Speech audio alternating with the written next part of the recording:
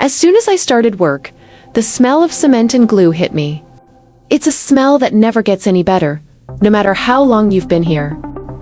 I put my gloves on, fixed my vest, and got on my old forklift, getting ready for another long, hard day. My job was simple in theory: keep the production lines stocked. 20 workers needed a constant flow of materials: sacks of powder, barrels of chemicals, pallets of glue, and it was my responsibility to make sure they never had to wait. On a good day, I was a ghost, moving unnoticed from warehouse to production and back again. On a bad day, managers would be yelling at me on the phone because someone, somewhere, was missing a barrel of some products and everything stopping. But recently, management had introduced a new rule: no phones during work. Zero tolerance. At first, it was hilarious. They genuinely thought cutting off our lifelines would boost productivity. What they didn't understand was that my phone wasn't a luxury, it was a necessity. I needed it to get updates, new assignments, emergency notices. Without it, I was a blind man in a maze. Management, though, had other ideas. Phones are a distraction, they cried in meetings. From now on, any employee caught with a phone during shift hours will receive a formal complaint. 3 complaints, and you were out. Fired. Done. Some of the guys, especially the newer ones, panicked. Others shrugged it off, muttering about fighting back. Me? I saw an opportunity for malicious compliance. If they didn't want me to use my phone, fine. I'd turn it off at the start of my shift and only switch it back on during break time. Let them figure out how to contact me without it. You need to understand something about our workplace. It was massive. 1.4 million square feet. It took me almost 10 minutes to travel from one end to the other on a forklift if I wasn't dodging other drivers, pallets, or some of the more adventurous workers who thought the yellow safety lines were just suggestions. There were dozens of departments. Mine was just one small, chaotic corner where adhesives were mixed, packaged, and shipped. If I was delivering to another department, I could be gone for 15-20 minutes easily. And guess what? With no phone, no way to reach me, the managers were screwed. Sure, they handed out walkie-talkies at first, but they didn't think that plan through either. The factory ran 3 shifts a day, morning, afternoon, and night. The radios were old, half of them didn't hold a charge, and the chargers were always mysteriously broken or missing. If you got a radio that worked past the first hour, you were considered lucky. Management's solution? Yell louder. Hunt people down. Hope to stumble across whoever you were looking for by sheer dumb luck? Spoiler alert, it didn't work. The morning after the no-phone rule officially launched, I rolled into the parking lot sipping bad gas station coffee and smiling like an idiot. I turned my phone off before I went in, stuck it in my locker, clocked in, grabbed my clipboard with my tasks for the day, and got started. The first hour was fine. I moved barrels of glue to the mixer line, loaded pallets onto trucks, and took a broken forklift battery for repair. My list told me what to do. Then, around 9 a.m., the cracks started showing. I was halfway between the warehouse and production when I saw Tony, one of the supervisors, running across the factory floor like his ass was on fire. "Hey!" he shouted, waving his arms. I pretended not to see him. Forklift beeping, pallets stacked high. Blind spots everywhere. There were a million reasons not to stop for a guy screaming at you. Safety first. I zipped by and disappeared into the maze of towering shelves. 15 minutes later, I found Tony again, this time red-faced and panting. "Where have you been?" he roared. "Working," I said innocently, putting down a load of barrels with a loud clang. "I've been trying to call you for the last 20 minutes. I pointed at the laminated sign they'd put up next to every clock-in station. No phones during work hours. Zero tolerance policy. He sputtered, face twitching. I could practically see the vein in his forehead pulsing.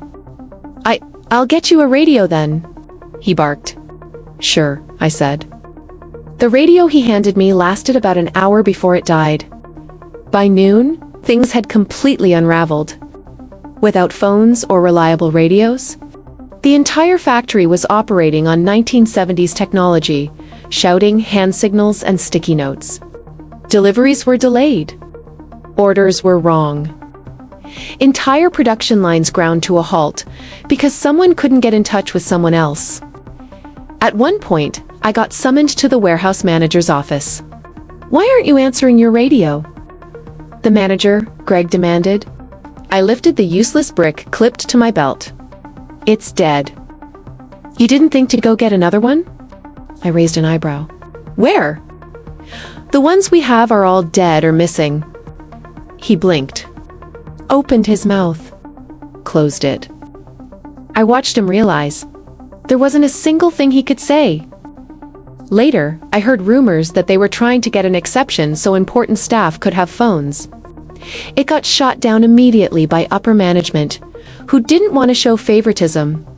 Idiots. The days turned into weeks. Production numbers plummeted. And me? I was living the dream. No constant phone calls. No endless barking orders. No being micromanaged from 100 yards away. Sure, I still did my job, but at my own pace. If they needed something urgently, they had to find me in the massive maze-like factory that was the warehouse. Good luck with that. Sometimes, I'd park my forklift behind a massive stack of pallets and take a few minutes to catch my breath. Other times, I'd take the scenic route back from a delivery, just to see the panic in people's eyes when they realized they had no way to reach me. It was glorious. Meanwhile, managers started having emergency meetings every other day. I imagined the agenda went something like, "Why is productivity down 30%? Why can't we find anyone when we need them? How do we fix this without admitting we were wrong?" Spoiler alert, they never found an answer. One of the funniest side effects of the no-phone policy was how badly shipments got misplaced. On a Tuesday morning, some genius decided that the entire inventory of adhesive type 22 needed to be moved from one side of the warehouse to the other. Urgently? Problem was, nobody told the forklift drivers. Someone left a note taped to the break room door. A note. A single piece of paper, flapping in the breeze. Naturally, nobody saw it. So by lunchtime, you had 5 drivers moving pallets randomly. Some heading east, others west, a few just dumping loads in whatever empty spot they could find. When management finally realized what was happening, half the warehouse looked like a shipping yard after a hurricane. They tried to fix it, of course. But without phones? Good luck tracking down which driver moved, which pallet where. The cherry on top? A truck showed up that afternoon demanding a rush order of adhesive type 22. We couldn't find it. It was somewhere in the 1.4 million square feet. We just had no clue where. The boss was furious because we had to delay the shipment by 3 days while we searched for stuff. Another time, the warehouse accidentally scheduled 3 deliveries to the same dock at once. In theory, dock schedules were managed through a shared app. In practice, without phones, that went straight out the window. So at 2 p.m. sharp, 3 semi-trucks rolled in, expecting to unload. Cue the forklift ballet. 6 forklifts swarmed the dock trying to clear space. Drivers shouted at each other over the roar of engines. Pallets flew like angry bees. It was less orderly logistics and more Mad Max, Warehouse Edition. At one point, 2 forklifts got stuck nose-tunes, each trying to turn into the same aisle at the same time. Neither driver would back up. A full-blown standoff erupted, complete with cursing, fist-shaking, and at least one guy dramatically getting off his forklift and sitting cross-legged in protest. The dock's supervisor, Carlos, came running up, red-faced and flapping his arms like a wounded seagull. Communication, people. Communication. Everyone just laughed and kept doing whatever the hell they wanted. Ah, Tony. Good old eternally stressed Tony. One morning, management decided they wanted a random safety inspection. Problem was, Tony had no way to reach half the warehouse. No phones. Dead radios. So Tony spent the better part of an hour sprinting around the warehouse, physically grabbing workers by the arm and dragging them to the meeting spot. By the time he finished, he looked like he'd run a marathon in steel-toed boots. During the actual inspection, the CEO asked why nobody was wearing the proper gloves. Tony, sweaty and gasping for air, tried to explain that nobody had received the new gloves because the shipment got lost, a shipment that could have been redirected if they'd been allowed to call anyone.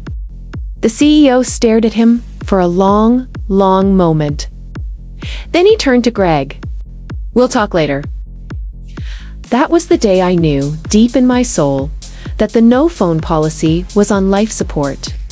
And who could forget the great break room incident? Someone from maintenance accidentally unplugged the microwave while trying to fix the coffee machine. Not a big deal normally.